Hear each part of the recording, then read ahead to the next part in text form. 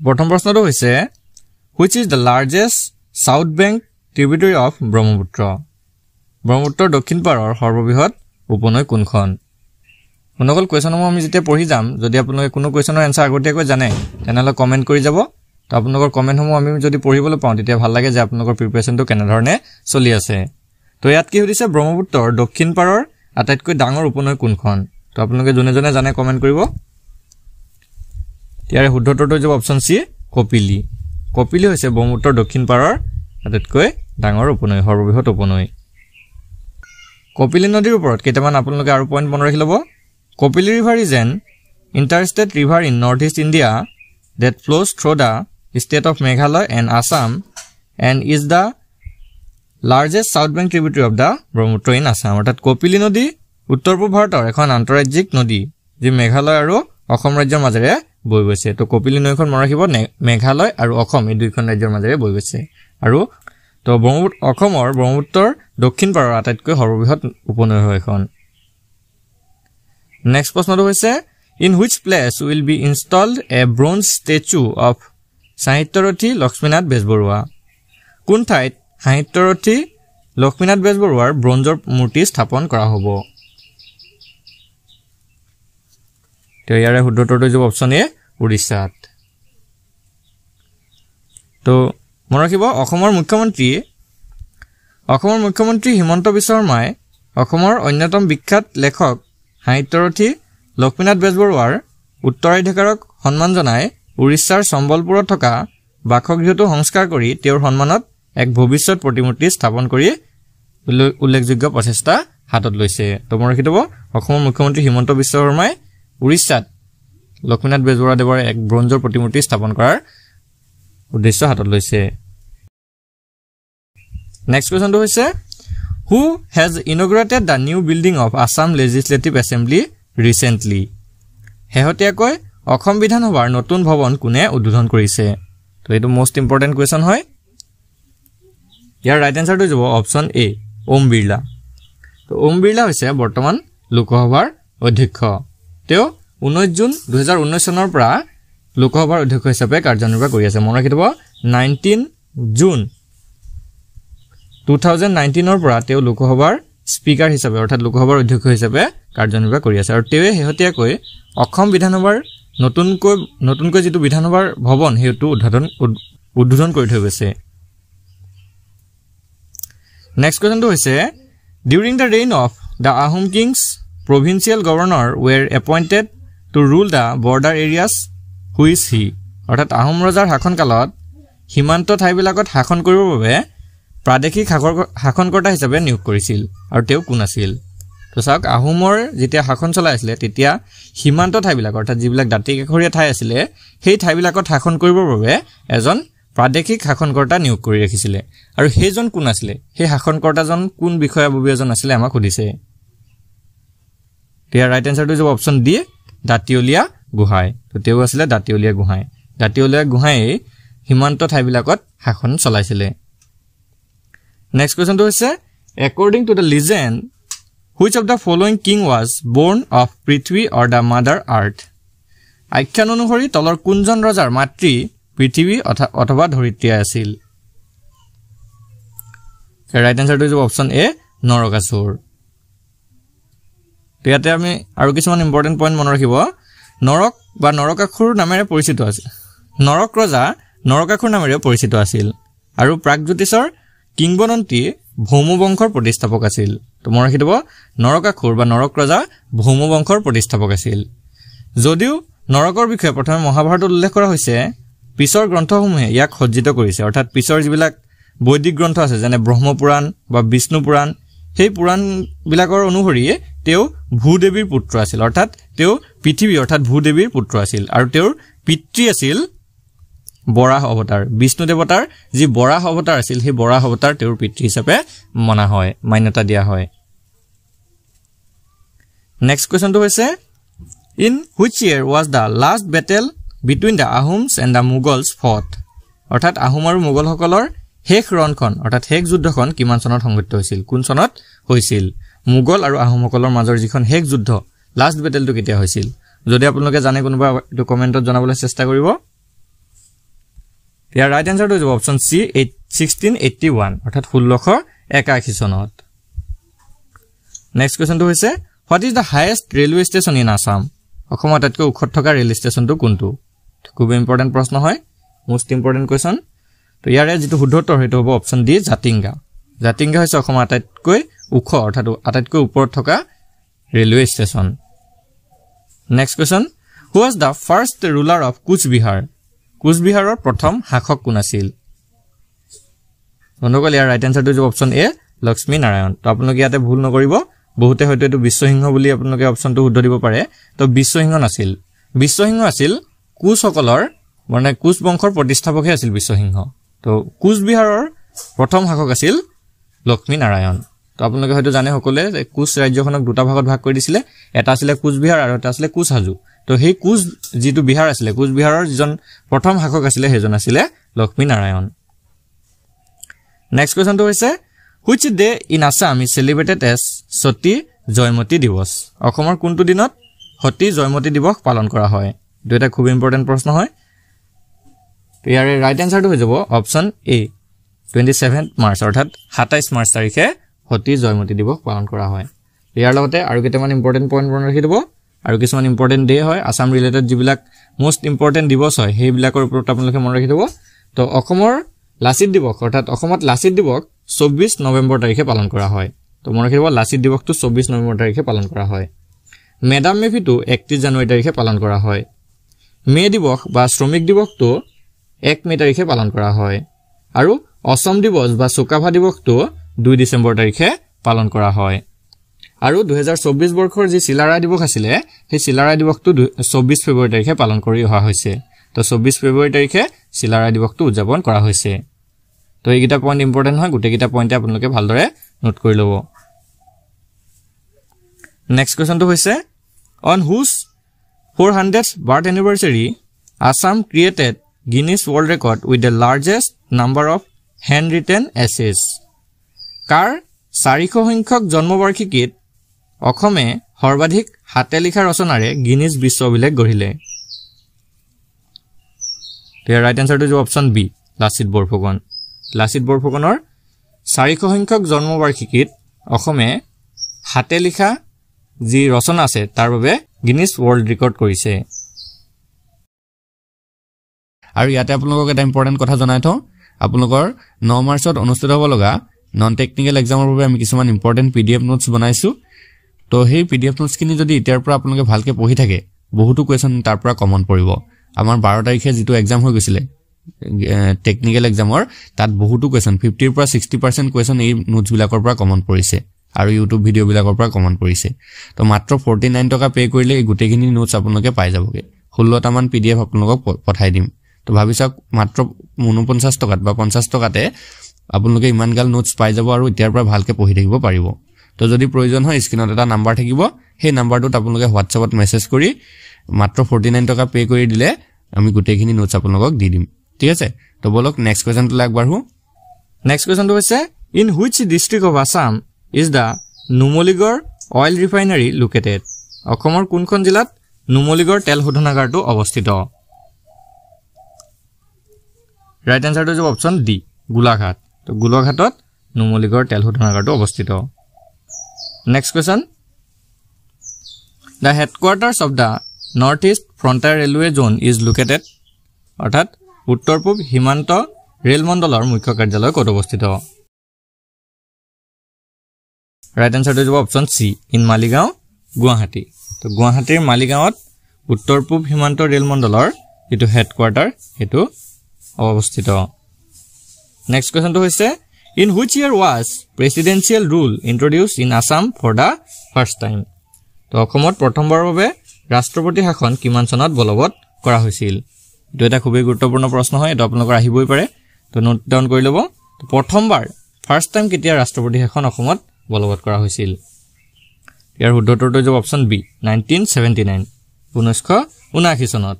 আৰু সেই সময়ত অসমৰ যিজন চিফ মিনিষ্টাৰ বা মুখ্যমন্ত্ৰী আছিল তেওঁ আছিল যোগেন্দ্ৰনাথ হাজৰিকা তো যোগেন্দ্ৰনাথ হাজৰিকাৰ সময়তে অসমত প্ৰথমবাৰৰ বাবে ৰাষ্ট্ৰপতি শাসন চলিছিল বা বলবৎ হৈছিল আৰু সেই সময়ত ভাৰতৰ ৰাষ্ট্ৰপতি আছিল নীলম সঞ্জীৱ ৰেড্ডি তো তেওঁ আছিল ৰাষ্ট্ৰপতি Next question. Who was the first member of the cabinet of Assam in the union government? কেন্দ্ৰীয় চৰকাৰত অসমৰ প্ৰথম মন্ত্ৰীসভাৰ সদস্য কোন আছিল? Right answer to the option D. Suren Buragohai. তো কেন্দ্ৰীয় চৰকাৰত অসমৰ প্ৰথম মন্ত্ৰীসভাৰ সদস্যজন আছিল Suren Burhagohain. Next question number 15. The Assam State Cooperative Apex Bank is established in the year of Assam ৰাজ্যিক সমবায় এপেক্স বেংকটো কোন চনত স্থাপন কৰা হৈছিল বা কোন চনত স্থাপিত হৈছিল? Right answer to the option D. 1948 1948 চনত। Next question. Where is the headquarter of Assam Sahitya Sabha? Assam সাহিত্য সভাৰ মুখ্য কাৰ্যালয় ক'ত অৱস্থিত? অনগল মোস্ট ইম্পৰ্টেন্ট কোৱেশ্চন হয়। ইয়াৰ right answer to option B. Option কিটা অলপ খেলিমেলি হৈছে চাই লব। তো যোৰহাটটো হ'ব কাৰেক্ট আনসাৰ। তো অসম সাহিত্য সভাৰ মুখ্য কাৰ্যালয় যোৰহাটত অৱস্থিত।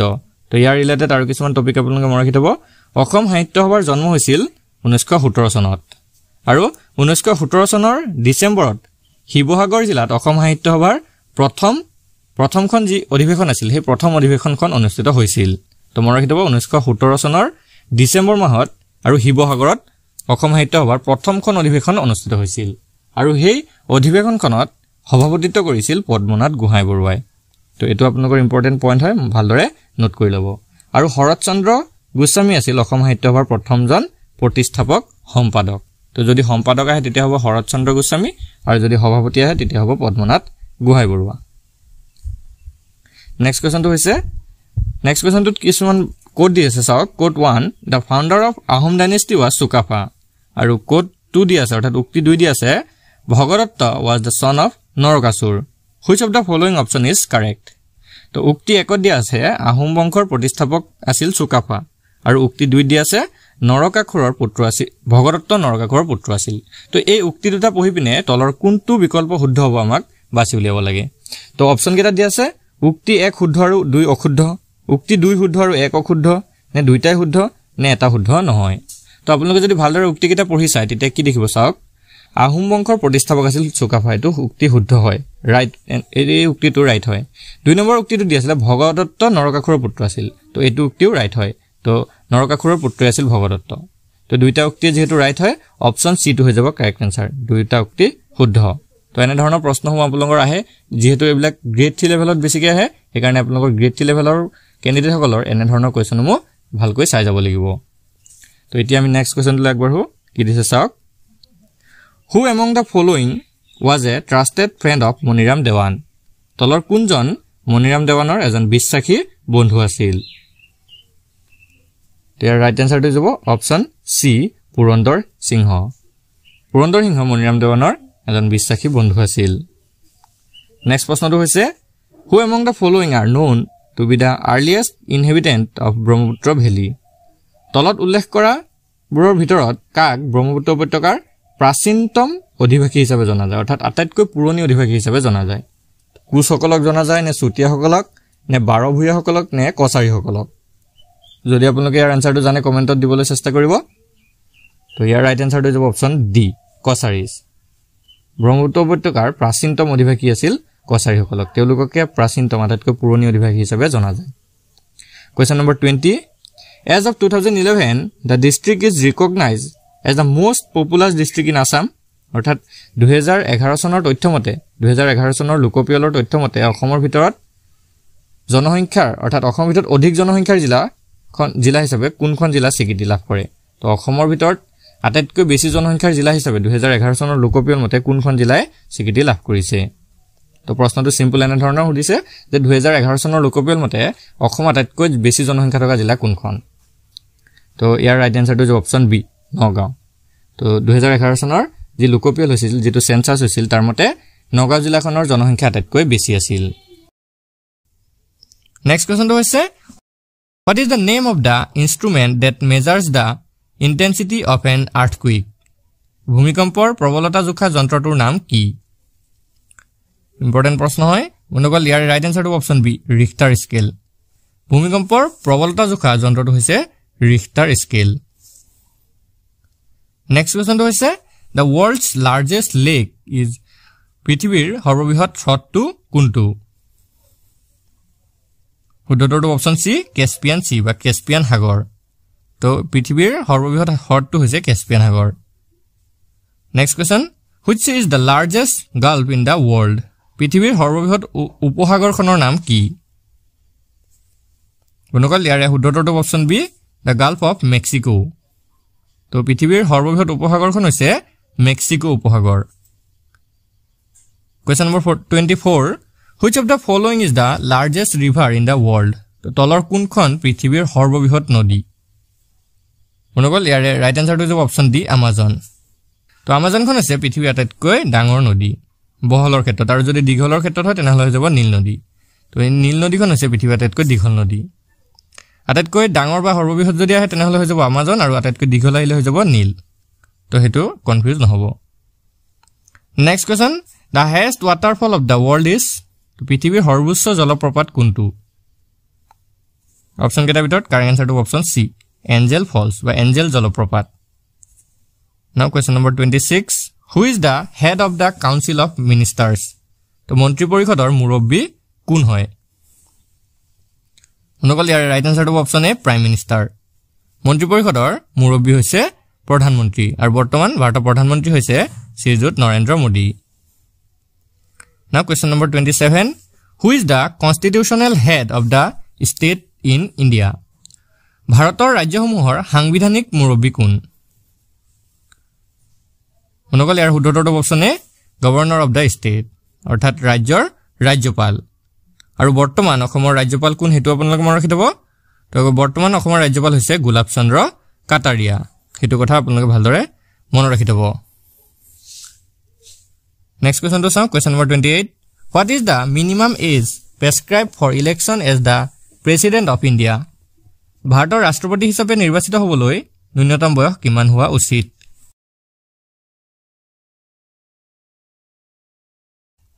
বনকল ইয়াৰ ৰাইট আনসাৰটো option C 35 years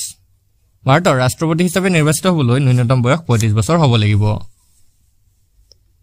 question number 29 what is the minimum age to qualify for the election to the lok sabha লোকসভালৈ নিৰ্বাচিত হ'বলৈ ন্যূনতম বয়স কিমান হ'ব লাগে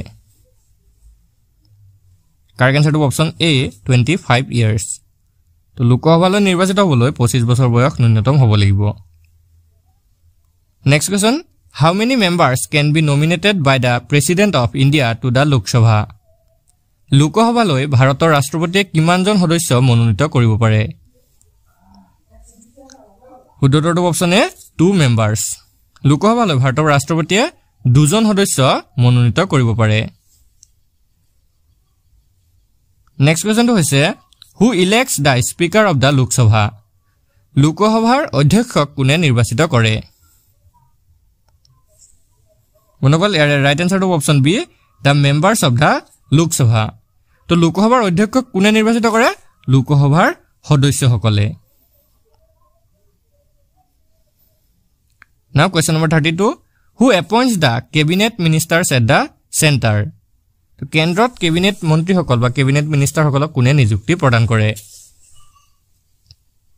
বনকল ইয়াৰ ৰাইট আনসাৰটো হ'ব অপচন সি প্ৰেসিডেন্ট অৰ্থাৎ ৰাষ্ট্ৰপতিয়ে question number 33 who appoints the chief justice of india ভাৰতৰ মুখ্য ন্যায়াধীশক কোনে নিযুক্তি প্ৰদান কৰে তো ইয়াৰ কাৰেক্ট আনসাৰটো অপচন এ প্ৰেসিডেন্ট অৰ্থাৎ ৰাষ্ট্ৰপতিয়ে next question what is the retirement age of the chief justice of the supreme court of india ভাৰতৰ উচ্চতম ন্যায়ালয়ৰ মুখ্য ন্যায়াধীশৰ অৱসৰৰ বয়স কিমান বছৰ শুদ্ধটো অপচন বি 65 years ভাৰতৰ উচ্চতম ন্যায়ালয়ৰ মুখ্য ন্যায়াধীশৰ অৱসৰ বয়স হৈছে 65 বছৰ পিছৰ প্ৰশ্নটো হৈছে what is the maximum number of members in the ৰাজ্য সভা ৰাজ্যসভাৰ সৰ্বোচ্চ সদস্য সংখ্যা কিমান শুদ্ধটো অপচন বি 250 members ৰাজ্যসভাৰ সৰ্বোচ্চ সদস্য হৈছে 250 জন question number 36 which economists term economics as neutral science কোনে অৰ্থনৈতিক নিৰপেক্ষ বিজ্ঞান বুলি কৈছিল শুদ্ধটো অপচন বি লিওনেল ৰবিনছে কৈছিল যে অৰ্থনৈতিক নিৰপেক্ষ বিজ্ঞান বুলি কৈছিল নেক্সট কোৱেশ্চনটো হৈছে which of the two commodities mentioned below will be the example of joint demand তো তলত উল্লেখিত কোনবিধ সামগ্ৰী সংযুক্ত চাহিদাৰ উদাহৰণ উত্তৰটো option B pen and ink তো সংযুক্ত চাহিদাৰ উদাহৰণ হৈছে কলম আৰু চিয়াহী নেক্সট কোৱেশ্চনটো হৈছে which of the following is an economic activity তলৰ কোনটো অৰ্থনৈতিক কাৰ্য উত্তৰটো option D production of crops for selling অৰ্থাৎ বিক্ৰীৰ বাবে শস্য উৎপাদন কৰাটো হৈছে অৰ্থনৈতিক কাৰ্য নেক্সট কোৱেশ্চনটো হৈছে when the value of money rises price level মুদ্ৰাৰ মূল্য বৃদ্ধি হলে দৰৰ স্তৰত কি ঘটে অৰ্থাৎ দৰ কেতিয়া কি হয় বৃদ্ধি হয় নে হ্ৰাস হয় নে একে থাকে নে কোনো তাৰতম্য নহয় তাৰ ৰাইট আনসাৰটো হৈছে অপচন বি ফলছ অৰ্থাৎ হ্ৰাস হয় যেতিয়া মুদ্ৰাৰ মূল্য বৃদ্ধি হয় তেতিয়া দৰ কি হৈ যায় কমি যায় নেক্সট কোৱেশ্চনটো হৈছে the largest public sector bank in India is ভাৰতৰ ৰাজহুৱা খণ্ডৰ সৰ্ববৃহৎ বেংকটোৰ নাম কি উত্তৰটো option B State Bank of India অৰ্থাৎ ভাৰতীয় ষ্টেট বেংক আৰু এই ষ্টেট বেংক কেতিয়া প্ৰতিষ্ঠা হৈছিল হেতু মনত ৰাখি থব তো 1955 ত ভাৰতীয় ষ্টেট বেংক প্ৰতিষ্ঠা হৈছিল হেতু কথা মনত ৰাখি থব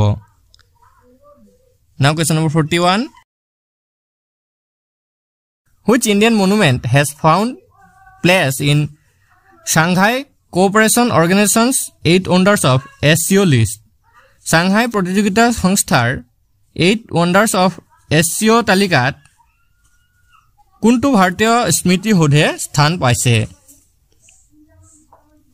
তো ইয়াৰে শুদ্ধটো option B statue of unity অৰ্থাৎ একতাৰ প্ৰতিমূৰ্তি আৰু এই স্মৃতি হোধটো গুজৰাট ৰাজ্যত অৱস্থিত নেক্সট কোৱেশ্চনটো হৈছে which city hosts the national horticulture fair the largest horticulture fair in the country দেশৰ সৰ্ববৃহৎ উদ্যান শস্য মেলা ৰাষ্ট্ৰীয় উদ্যান শস্য মেলা কোনখন চহৰত অনুষ্ঠিত হয় মনগল ইয়াৰ কাৰেক্ট আনসাৰটো অপচন বি বেংগলুৰুত অনুষ্ঠিত হয় কোৱেশ্চন নম্বৰ 43 কি দিছে চাওক Nizamuddin Basti project is an conservation project based at which Indian state or union territory তো নিজামুদ্দিন বস্তি প্ৰকল্প ভাৰতৰ কোনখন ৰাজ্য বা কেন্দ্ৰীয় শাসিত অঞ্চলত ভিত্তি কৰি গঢ়ি উঠা এটা সংৰক্ষণ প্ৰকল্প কাৰেক্ট আনসাৰটো অপচন বি দিল্লী তো এইটো দিল্লীত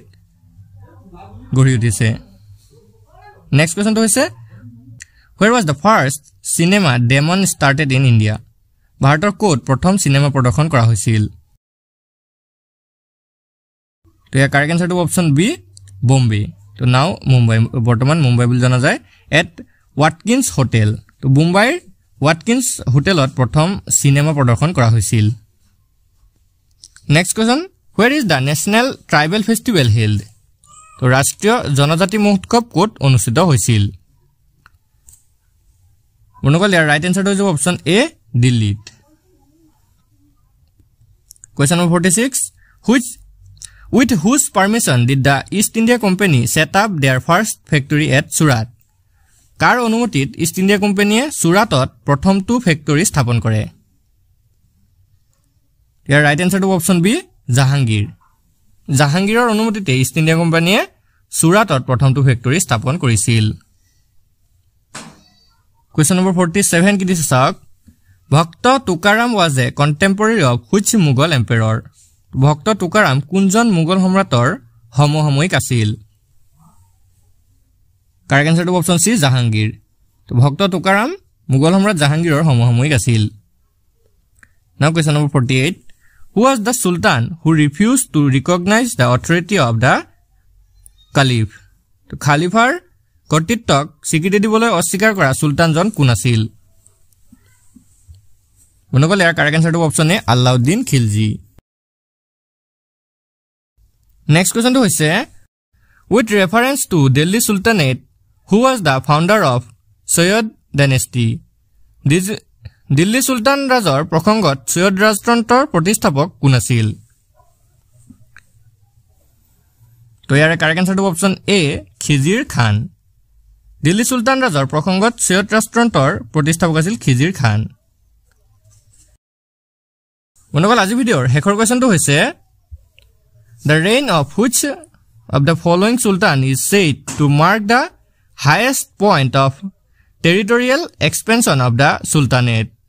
কোনজন সুলতানৰ ৰাজত্বকালত সুলতান ৰাজৰ ক্ষেত্ৰীয় সম্প্ৰসাৰণৰ সৰ্বোচ্চ শিখৰত আৰোহণ কৰিছিল বুলি কোৱা হয়? অনুকল ইয়াৰ right answer to option B Muhammad bin Tughlaq.